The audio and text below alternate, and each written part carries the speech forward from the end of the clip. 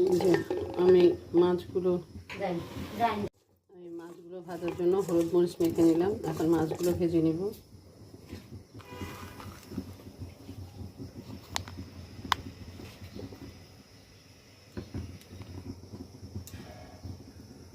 তেল গরম হয়ে গেছে।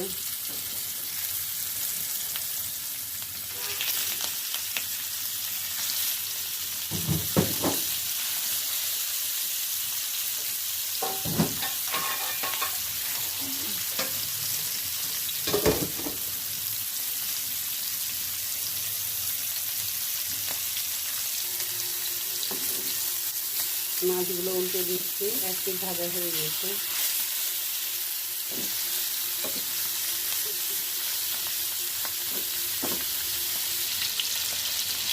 এই তো মাছ ভাজা হয়ে গেছে। এখন মাছটা নামিয়ে রাখতেছি। নামিয়ে তরকারিটা বসিয়ে দিচ্ছি।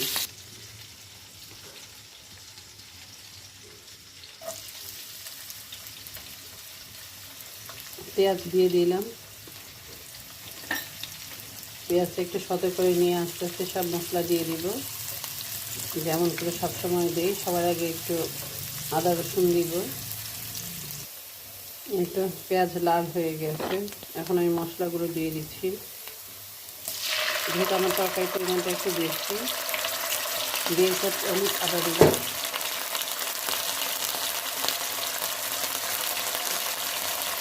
একদম উঁচা 1 চামচ জিরা দিলাম।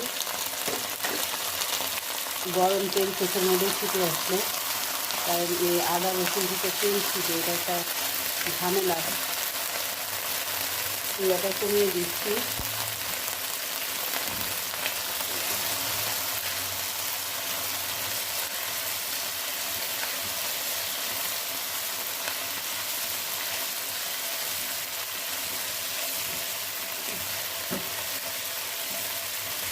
আদা এবং রসুন দুটোরই ঘ্রাণ ছুটে গেছে। এখন আমি একটু পানি দিয়ে দিব শুকনো মশলাগুলি দেওয়ার জন্য।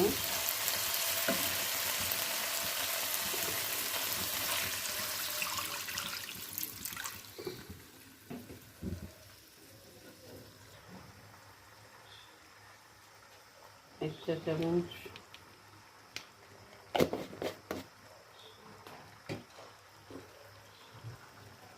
মরিচ 1.5 চা চামচ দিব, যেহেতু একটু ঝাল লাগবে। কাঁচামরিচে দেখলাম ঝাল নেই।